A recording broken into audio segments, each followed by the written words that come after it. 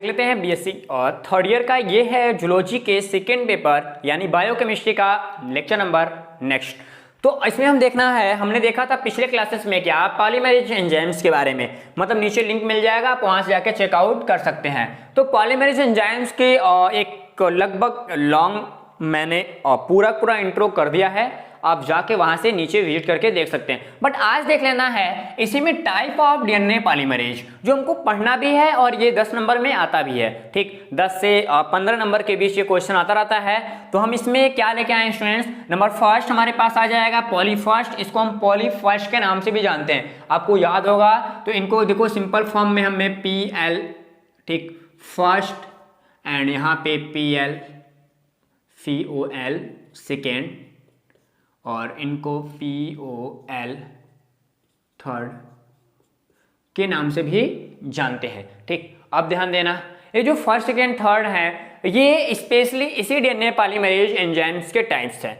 तो आज के क्लासेस में हम कंप्लीट करना चाहेंगे कि ये तीनों पॉलीमरेज एंजाइम्स सही तरीके से कंप्लीट हो पाए इसी लेक्चर क्लास में। तो चलिए आपको बता दें, एक मैसेज दे दे कि आप यदि मेरे स्पेशली पर्सनली जुड़ना चाहते हैं तो विजिट करिए प्ले स्टोर, वहां पे सर्च करिए VNR क्लासेस और एक एप्लीकेशन मिलेगा, आप उसको डाउनलोड करके रजिस्टर्ड करिए और आप हमें मैसेज कर सकते हैं कि सर ये प्रॉब्लम आ रही है। तो अभी कुछ दिनों के लिए मैं लगभग 15 अक्टूबर की बात कर रहा हूँ, 15 अक्टूबर तक फ्री सेशन चलने वाले हैं। उसके बाद आपके लिए एक बेहतर एग्जाम सीरीज यानी आपके लिए लगाया जाएगा एग्जाम सीरीज 2021। तो एग्जाम सीरीज 2021 जो होगा उसमें आपके लिए बेहतर शॉर्ट नोट्स जो अवेलेबल हो सकते हैं वो कराया जाएगा, एंड PDF दिया जाता है और स्पेशली वीडियो को सीरीज से आपको मिल जाएगा। ठीक, तो चलते हैं यहाँ से बिना लेट किए हुए नंबर फर्स्ट की तरफ, यानी डील कर लेते हैं आज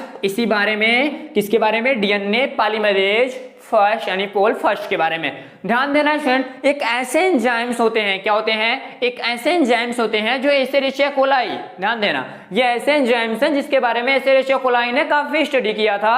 और आर्थर कॉमवर्क की बात करें तो 1955 में इसी की डिस्कवरी की थी। किसकी बात कही थी? सॉरी, हाँ, 1955 में यहाँ पे हमारे जो ऑथर कॉमवर्क थे उन्होंने इसकी डिस्कवरी की और बताया कि ये एस्चेरिचिया कोलाई से भी उत्पन्न होता है, यानी डेरिवेटिव होता है। अब ध्यान देना, इसकी शेप और साइज की बात करते हैं तो ये कैसा होता है? स्फेरिकल होता है, थोड़ा गोलाब होता है। आपको स्ट्रक्चर देखना होगा तो लगे हाथ देख लो, ये संरचना रहा डीएनए पॉलीमरेज फर्स्ट का। तो डीएनए पॉलीमरेज का ये स्ट्रक्चर है, आपको स्क्रीनशॉट करना होगा तो आप वो भी कर सकते हैं। ठीक, हो गया होगा। ठीक, चलो, तो मेरे पास एक स्पेशली स्फेरिकल गोला जैसा, मुर्गी कंडे जैसा स्पेशली एक संरचना मिलता है जो पॉलीमरेज फर्स्ट को रिप्रेजेंट करता है। ठीक, अब बात करेंगे इसके डायमीटर्स की। जो इसकी डायमीटर्स होती है, डायमीटर 6 से 5 मतलब 5 से 6 mm तक होती है। क्या होती है? 5 से 6 mm तक, नैनोमीटर। ठीक, 5 से 6 नैनोमीटर के बीच होती है। यदि बात करें इसके अमीनो साइड्स की, जितने अमीनो अम्ल होंगे, लगभग ऐसा माना जाता है कि 1000 के आसपास अमीनो एसिड इसमें देखने के लिए मिल जाता है। क्या मिलता है? 1000 अमीनो एसिड 5 से 6 नैनोमीटर। ध्यान देना, यहां से क्या मिल जाएगा? यहां से मिल जाएगा हमको 5 से 6 नैनोमीटर का इसका व्यास मिल जाएगा। Point number 1। पॉइंट नंबर 2 में क्या मिलेगा? यहां पे 1000, ठीक, क्या मिलेगा यहां पे स्टूडेंट? 1000 अमीनो कर लेते हैं, अमीनो एसिड देखने के लिए मिल जाएंगे। अब बात करते हैं अगले सीरीज में, ये करता क्या है? ये एकल पॉलीन्यूक्लियोइड श्रृंखला यानी सिंगल पॉलीन्यूक्लियोटाइड हेलिक्स का बना होता है। क्या बनाता है? ये सिंगल पॉलीन्यूक्लियोटाइड हेलिक्स का बना होता है। और यदि बात करें इसके वेटेज की, ध्यान देना, और तीसरे हेडिंग में यदि बात कर लेते हैं इसके वेटेज की, तो जो इसके वेटेज एरिया है वो लगभग यहाँ पे 1.5 लाख डाल्टन होते हैं। क्या होते हैं? 1,50,000 डाल्टन। ठीक, 1,50,000 डाल्टन। डाल्टन क्या है? एक छोटा सा मात्रक है, एक छोटा सा यूनिट है किसी भी माइक्रो 20 या माइक्रो सबस्टेंस को मेजर करने के लिए। ओके, अब ध्यान देना, अब तो इतना हो गया भैया कि मेरे पास एक ऐसा होगा स्फेरिकल होगा, स्फेरिकल के बाद ये कहां से पाया जाएगा, ये आपके एसिडेशिया कोलाई से डेवलप होगा। ठीक, उसके बाद ये सिंगल न्यूक्लियोटाइड हेलिक्स वाला होगा। और बात करेंगे उसके नैनोमीटर साइज की, तो नैनोमीटर साइज देखो अलग अलग, यहाँ से 5 से 6 रखा, किसी बुक में आप देखोगे तो 6.5 भी देगा, क्या बोलेगा 6.5 नैनोमीटर भी बोलेगा, तो वो भी सही है। 1000 न्यूक्लियोटाइड पाए जाएंगे। ठीक, उसके बाद यहाँ से 1.5 लाख डाल्टन इसका वेटेज होगा। ठीक, इसका मॉलिक्यूलर वेट होगा। बात करें इनके और फीचर्स की, तो इनमें स्पेशल एक सल्फो हाइड्रोक्सी क्या होते हैं, यहाँ से सल्फो हाइड्रोक्सी ग्रुप होता है। तो इस चीज को याद रखना कि मेरे पास डीएनए पॉलीमरेज एंजाइम में एक सल्फो हाइड्रोक्सी ग्रुप होता है। ठीक, ये हाइड्रोक्सी ग्रुप क्या करता है, किसी भी इंक्लूड क्या करता है, ये इंटरचेन जो होता है, क्या होता है इंटरचेन डाइसल्फाइड क्या करता है, इसको ध्यान देना कि हमारे पास जो डीएनए पॉलीमरेज होते हैं, डीएनए पॉलीमरेज एंजाइम्स होते हैं, उनके सीरीज में या उनके हेलिक्स में स्पेशल एक सल्फो क्या होता है, सल्फो डाइऑक्सी कह सकते हो, डाइऑक्सी ग्रुप होता है। जो सल्फो डाइऑक्सी ग्रुप होता है वो स्पेशल इंटरचेन डाइसल्फेट बनाता है, जो सक्रिय रूप से क्या करता है, सक्रिय रूप से पाया जाता है। और इस पे स्पेशल छोटा सा मॉलिक्यूल होता है जिनको जिंक मॉलिक्यूल कहते हैं। जिंक का एक छोटा सा मॉलिक्यूल पाया जाता है या जिंक मॉलिक्यूल पाया जाता है। अब ये वास्तव में पूरा कैटेगरी जो होता है वो डीएनए पॉलीमरेज फर्स्ट के रूप में हम देखें तो काफी ज्यादा कॉम्प्लिकेटेड होता है।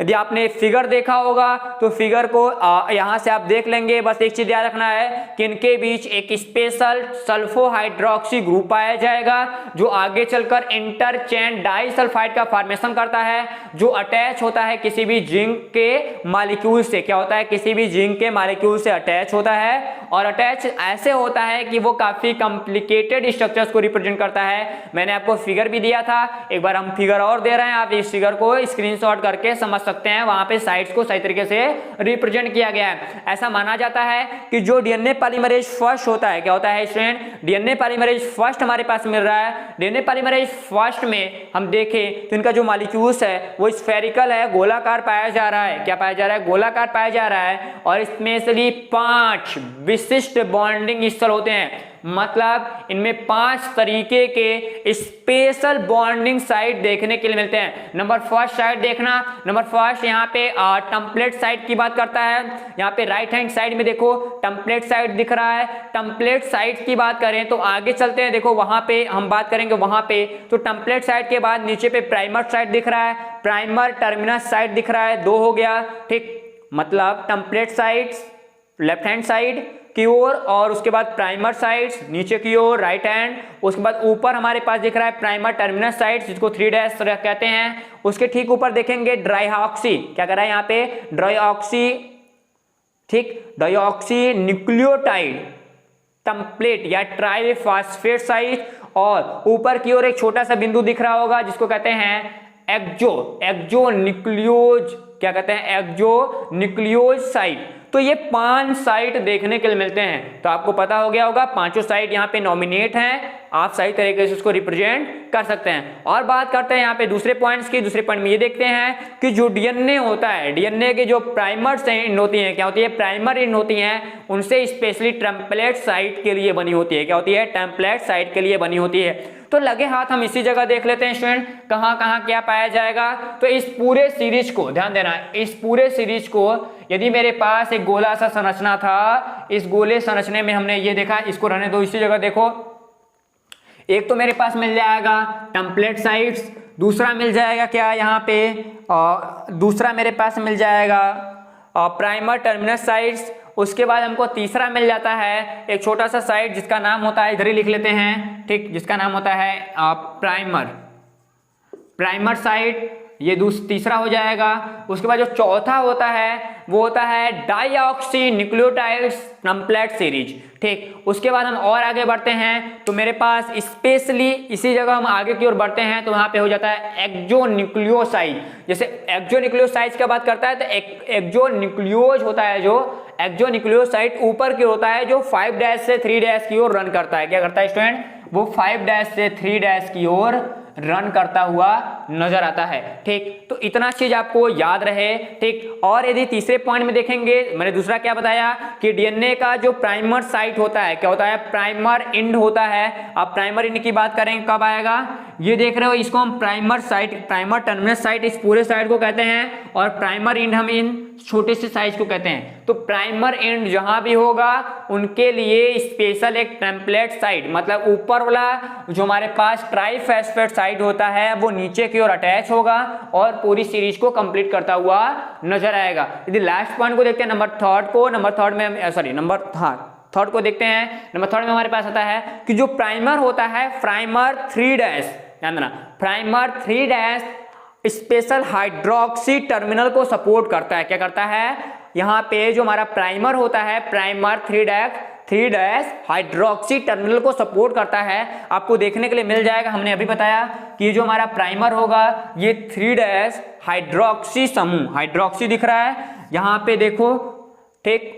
हाइड्रोक्सी समूह को रिप्रेजेंट, डीऑक्सी की बोल रहा है, डीऑक्सी राइबोज है तो डीऑक्सी राइबोज की बात कर रहा है, तो डीऑक्सी जो भी है राइबोज उसके 3' को रिप्रेजेंट करता हुआ नजर आएगा, ठीक। जैसे हम आगे की ओर बढ़ते हैं स्टूडेंट तो हमको ये नजर आता है कि हमारे पास डीऑक्सी राइबोज न्यूक्लियोटाइड का जो टेम्पलेट साइड है, जिसको हम 5' के साइड से कहते हैं, ये 5' साइड स्पेशल आगे चल के क्या करता है? 5' के लिए, यानी ये कह सकते हो कि यहाँ पे फास्फेट का, ध्यान देना, ये फास्फेट का स्पेशल जो टर्मिनल साइट है वो आगे चल के किसी भी शर्करा के यानी शुगर के किससे जुड़ेगा?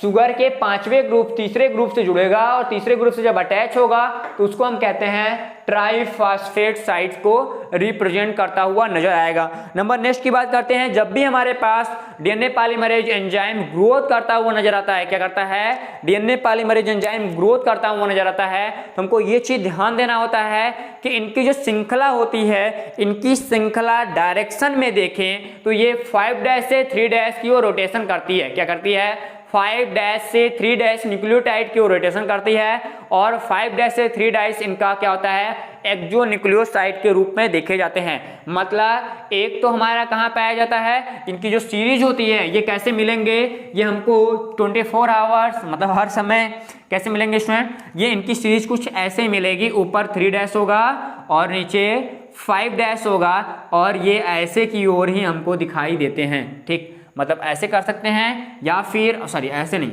ठीक। यहाँ 3' होगा, मिस्टेक हो गया, और ऊपर 5' होगा तो ये कुछ ऐसे की ओर मूव करेंगे, मतलब 5' से 3' की ओर ही इनका पूरा चेम्बर देखने के लिए मिल जाता है। अब बात कर लेते हैं इनका भैया कामकाज क्या है। कामकाज के बारे में देखेंगे तो सिंपल तरीके से हम कामकाज में ये कह सकते हैं कि पहले ये माना जाता था, पहले के समय माना जाता था कि जो हमारे पास डीएनए पॉलीमरेज फर्स्ट एंजाइम्स होते हैं वो रिप्लिकेशन का काम करते हैं। क्या करते हैं?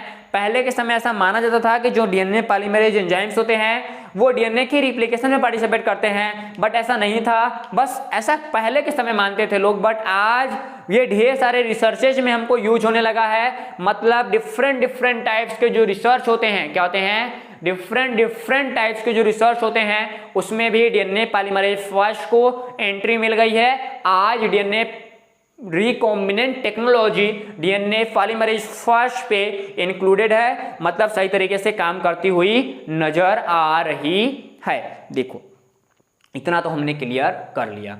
अब बात करते हैं यदि इतने क्लियर करने के बाद नेक्स्ट नंबर की, तो नेक्स्ट नंबर में ये देखते हैं स्टूडेंट्स, और बाकी काम है मैं कभी अभी फुर्सत में लिख लूंगा तो बताऊंगा, बस शॉर्ट कर रहा हूं कि आपको कंप्लीट हो जाए आपका ठीक तरीके से ये लेक्चर क्लास। नंबर सेकंड की बात करते हैं। नंबर सेकंड में ये आता है स्टूडेंट डीएनए पॉलीमरेज सेकंड।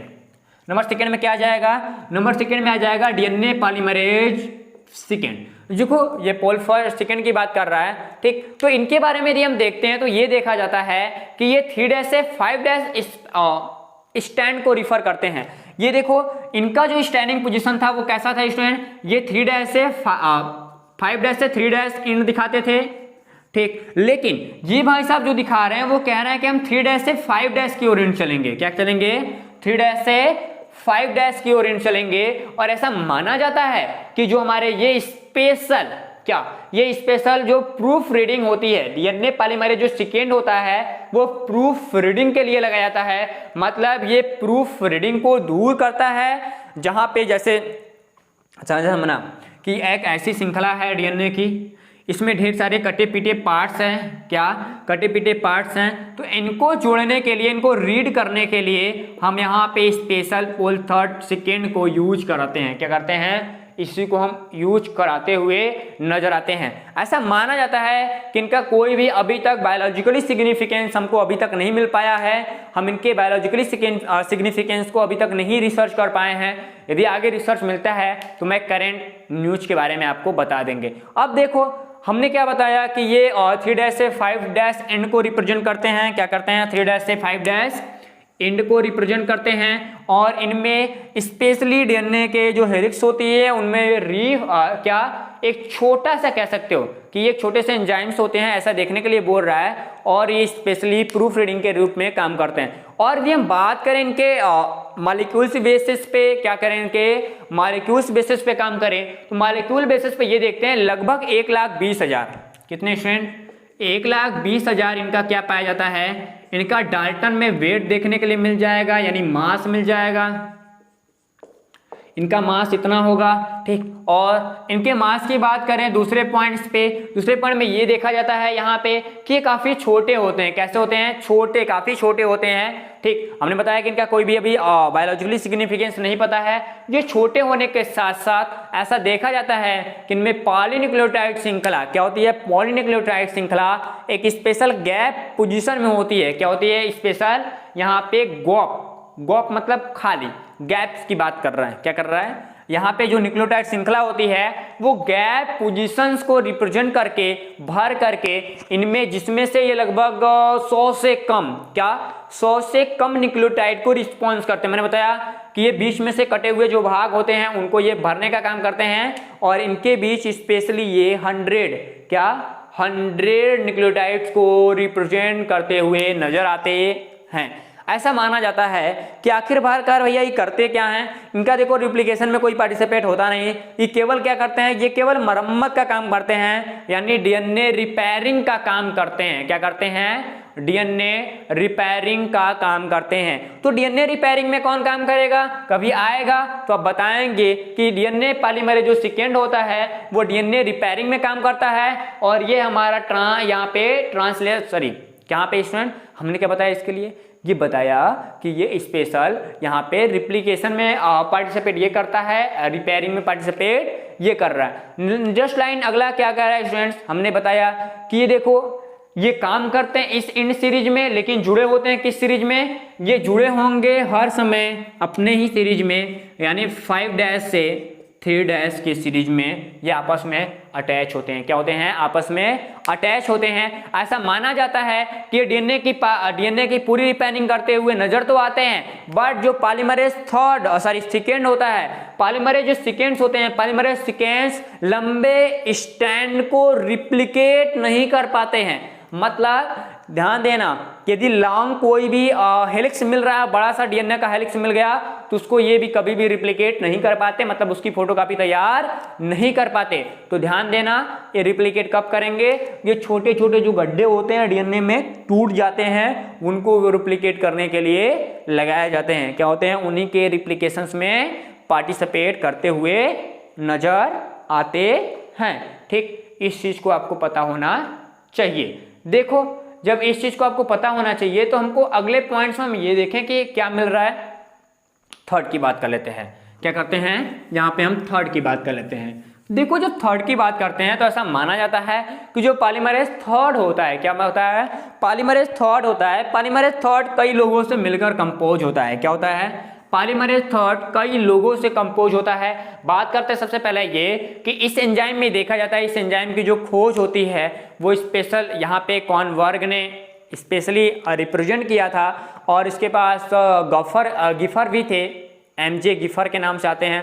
शायद हमको लगता है 1972 सपोज, मिला लेना बेटा एक बार, शायद यही है 1972, सही है। 1972 में इन्होंने रिप्रेजेंट किया और बताया कि ये तीनों पॉलीमरेज में से ये तीनों पॉलीमरेज में से सबसे बड़े होते हैं, मतलब इन दोनों भाई से छोटा तीसरे नंबर पे आता है, बट दोनों से काफी बड़ा होता है। क्या होता है? काफी बड़ा होता है। और यदि बात करें तो इनका जो स्ट्रक्चर्स होता है वो भी काफी कॉम्प्लिकेटेड होता है। क्या होता है? इनका जो स्ट्रक्चर्स होता है वो काफी कॉम्प्लिकेटेड होता है, और कॉम्प्लिकेटेड के साथ साथ इनका जो एक्टिवेशन रेट होता है, जो सक्रियता दर होती है, एक्टिवेशन रेट भी इन दोनों से ज्यादा होता है। मतलब आपसे कभी पूछा जाए कि सबसे ज्यादा सक्रिय डीएनए पॉलीमरेज कौन सा होता है, तो आपके जबान पे, आपके मुंडी में हर समय इसी का ज्ञान होना चाहिए कि मेरे पास क्या आता है, मेरे पास आता है डीएनए पॉलीमरेज थर्ड, जो सबसे ज्यादा एक्टिव, सबसे ज्यादा कॉम्प्लिकेटेड स्ट्रक्चर आता है। यदि मॉलिक्यूलर वेटेज की बात करें तो मॉलिक्यूलर इनका वेटेज होता है लगभग 9 लाख। ठीक, क्या पाया जाएगा स्टूडेंट? लगभग 9 लाख डाल्टन देखने के लिए मिल जाता है। देखो यदि बात फिगर की बात करते हैं, आखिर इसको होलो एंजाइम्स का नाम भी दिया जाता है। क्या दिया जाता है? होलो एंजाइम का नाम दिया जाता है। तो ये रहा छोटा सा फिगर, स्क्रीनशॉट करना होगा तो कर सकते हैं। ठीक, प्यारा सा फिगर, छोटा सा स्क्रीनशॉट कर लो, फिर आगे चलते हैं, समझाते हैं क्या कह रहा है, छोटा छोटा पॉइंट्स। ठीक, तो स्क्रीनशॉट आपका कंप्लीट हो गया होगा। ठीक, थोड़ा सा देखिए भैया क्या कह रहा है, थोड़ा सा नोट्स भी देखना जरूरी है, क्योंकि हमको लगता है कि ठीक, तो देखो क्या कह रहा है स्टूडेंट। चलो थोड़ी सी कहानी इसकी आगे बढ़ाते हैं। ठीक, देखो स्टूडेंट जब कहानी आगे बढ़ाते हैं तो यहाँ से ये नजर आता है कि हमने अभी फिगर स्क्रीनशॉट किया। ठीक, आपको फिगर मिल गया होगा। अब हम बात करते हैं इसी डीएनए पॉलीमरेज थर्ड की। तो डीएनए पॉलीमरेज थर्ड में स्पेशली कुछ छोटे छोटे यूनिट लगे होते हैं जिसको हम सब यूनिट कहते हैं। क्या कहते हैं इसको? सब यूनिट कहते हैं। अब सब यूनिट कितने होते हैं स्टूडेंट? लगभग ऐसा माना जाता है कि इसमें 18 से 20, किसी की बुक में 15 से 18 दिया है ना, तो 18 से 20 छोटे छोटे सब यूनिट होते हैं। क्या होते हैं? छोटे छोटे सब यूनिट होते हैं। और ये करते क्या है स्टूडेंट? ये डीएनए रिप्लिकेशंस में कभी कभी पूछता है कि सब यूनिट मतलब डीएनए पॉलीमरेज थर्ड में जो पाए जाने वाले सब यूनिट होते हैं उनका कार्य क्या होता है। तो ये रिप्लिकेशंस के रेट को, अलग अलग फैक्टर इनमें होते हैं, ये सब यूनिट में अलग अलग फैक्टर होते हैं। ये फैक्टर डीएनए पॉलीमरेज की रेट को बढ़ाते हैं, जो आगे चल के रिप्लिकेशन रेट को ये कंप्लीट करता है तेजी से आगे की ओर बढ़ने के लिए। ठीक, तो इस चीज को आप इनको रिप्लिकेस के नाम से भी जानते हैं। क्या कहते हैं? डीएनए पॉलीमरेज थर्ड को रिप्लिकेस के नाम से भी लोग जानते हैं। अब ध्यान देना, इनमें एक सीरीज होता है। क्या होता है? इनमें एक सीरीज होता है। ठीक, इनका जो एक कैटालिसिस सीरीज है, मतलब इसी यूनिट में इनका एक कैटालिसिस सीरीज होता है जिसको हम अल्फा सीरीज के नाम से, या अल्फा सब यूनिट, ध्यान देना, अल्फा सब यूनिट, अल्फा जो सब यूनिट होती है, ये अल्फा सब यूनिट एक कैटालिसिस के फॉर्म में काम करता है। उसके बाद कम से कम इन सीरीज में, मतलब अल्फा सीरीज होता है, इसमें लगभग 9 से 12 न्यूक्लियोटाइड, मतलब 9 से 12 सब यूनिट देखने के लिए मिल जाते हैं। ऐसा माना जाता है कि जब डीएनए रिप्लिकेशन हो रहे होते हैं, मतलब इस पूरे हेलिक्स की स्ट्रक्चर्स आगे जाके बदल रहे होते हैं, तो उसमें पॉलीमरेज थर्ड जो आपके सिलेबस में पॉलीमरेज थर्ड काफी वर्क करता है। इसी जगह अलग अलग फैक्टर भी आते हैं जिन्हें अल्फा, बीटा, उसके बाद गामा, उसके बाद ई, थीटा, साइन, ढेर सारे लोग आते हैं। तो लिख लो, एक तो यूनिट ये होती है। दूसरी यूनिट क्या होती है स्टूडेंट? दूसरी यूनिट होती है जिसमें अल्फा, बीटा, गामा, ऐसे कुछ लिखते हैं ना, मिला लेना अपना भैया। ठीक, अल्फा तो ऊपर हो गया था, सॉरी, अल्फा तो ऊपर ही हो गया था। ठीक, तो यहाँ से क्या मिलेगा? बीटा मिल जाएगा, गामा हो जाएगा, थीटा हो जाएगा, उसके बाद साई हो जाएगा। देखो, उसके बाद साई 1 2 3 4 5, हाँ 5 हो गया, 1 2 3 4 5, 1 2 3 4 5, हाँ थीटा मिल जाएगा, और शायद समथिंग एक और कोई है, ये कर लो। देखो दो सीरीज मिलती है, एक कैटालिसिस सीरीज होती है जो इसके एक्टिवेशन रेट को बढ़ा देती है, और दूसरा सीरीज होता है जिसको हम यहाँ पे beta, gamma and theta, sine और डेल्टा के सीरीज से रिप्रेजेंट करते हैं, ऐसा माना जाता है। ठीक, अब एक चीज नोटिस ध्यान रखना, नोटिस ये ध्यान रखना है कि सारे के सारे जो पॉलीमरेज एंजाइम्स हो रहे हैं थर्ड के फॉर्म में, ये जो दोनों इनकी यूनिट दिख रही है, ठीक, ये दोनों यूनिट दिख रही है, इस यूनिट में जो बीटा वाला होता है, क्या होता है, जो बीटा वाला होता है वो हमारे पेरेंट डीएनए, ध्यान देना, पेरेंट डीएनए मतलब पिछले वाले डीएनए जिससे वो कॉपी हो रहा है, जिससे रिप्लिकेशन हो रहा है, पहले वाले डीएनए के साथ मिलकर स्पेशली डीएनए के जो प्राइमर होता है, प्राइमर स्ट्रैंड से जुड़ता है, यानी जो बीटा होगा, ये जो बीटा होता है ये पुराने वाले के जो प्राइमर साइट होते हैं, प्राइमर साइट किसको कहते हैं, इसी को कहते हैं। ये क्या करेगा स्टूडेंट, यहां से ये बीटा रिप्रेजेंट होता है, यहां से ये बीटा अटैच होता है, ठीक, इस यूनिट को लगभग 4 छोटे छोटे सब यूनिट, मतलब इनमें से 4 छोटे छोटे सब यूनिट इनके साथ मैच होते हैं, और मैच होने के बाद ये स्पेशल, कैसे स्पेशली देखा जाता है कि ये अपने स्पेशल एक शेप रिकमेंड करते हैं, और उसी शेप के साथ आगे की ओर एक डीएनए का कॉम्प्लेक्स कंपाउंड के फॉर्म में या कॉम्प्लेक्स हेलिक्स के फॉर्म में लगे होते हैं। और जितने भी हमारे डाइमर होते हैं, पहले तो ये हमारे एक पॉली फॉर्म है, पॉली के फॉर्म के बाद ये डाइमर होगा, डाइमर के बाद ढेर सारा होगा, मतलब mono, dimer and poly form नजर आएगा। ऐसा माना जाता है कि जो डीएनए की सक्रियता रेट होती है, यानी डीएनए पॉलीमरेज थर्ड की सक्रियता रेट होती है, वो लगभग 9 लाख, हमने बताया क्या स्टूडेंट, इनकी मासेस कितनी हैं, ये 9 लाख स्पीसीज तक 9 लाख तक दिखा रहे हैं। 9 लाख में से लगभग 5 लाख इनका जो वेट होता है, क्या होता है, इनका जो 5 लाख वेट होता है, 5 लाख डाल्टन वेट इनका काफी सक्रिय होता है, क्या होता है, 5 लाख डाल्टन वेट इनका काफी सक्रिय होता है। ठीक, इस चीज को आपको पता होना चाहिए। अब ये करते क्या है, इनका कामकाज देख ले भैया, कामकाज ये करते क्या है, ये प्रूफ रीडिंग करते हैं। क्या करते हैं, ये प्रूफ रीडिंग काफी ज्यादा पाए जाते हैं। प्रूफ रीडिंग में सबसे ज्यादा काम करता है भैया तो अल्फा काम करता है और थीटा काम करता है। क्या करता है, अल्फा काम करता है, थीटा काम करता है। इसी जगह एप्सिलॉन्स ऐसे कुछ करके एक यूनिट आती है, हाँ ठीक, ये भी प्रूफ रीडिंग में काम करता है। ठीक, याद आया, ये भी प्रूफ रीडिंग में हमको काम कर जाएगा।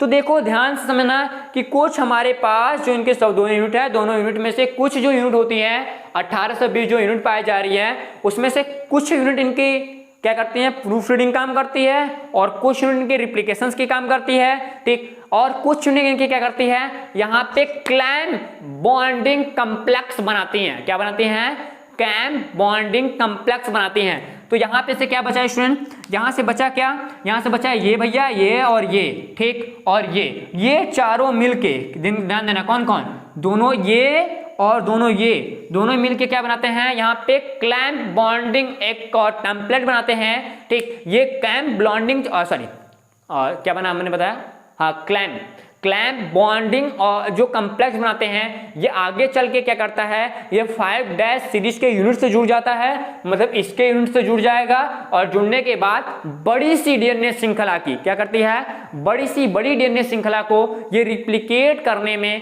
काम करते हैं। क्या करते हैं, डीएनए पॉलीमरेज की श्रृंखलाओं को सही तरीके से रिप्लिकेट करने का काम करते हैं। और ऐसा देखा जाता है कि इनमें जो पूरे के पूरे पहला फॉर्म हमने बताया क्या, कि ये और ये आपस में जुड़ के क्लैम्प बॉन्डिंग कॉम्प्लेक्स बनाते हैं।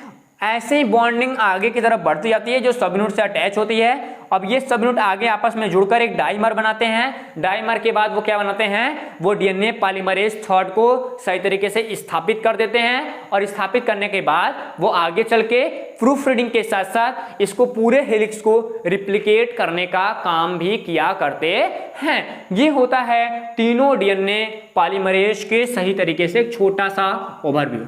तो छोटा सा क्लास था, आप बताइए कैसा लगा। मिलते हैं नेक्स्ट सीरीज को लेके अपने इसी जूलॉजी के सेकेंड पेपर के लिए। तब तक के लिए सभी को जय हिंद।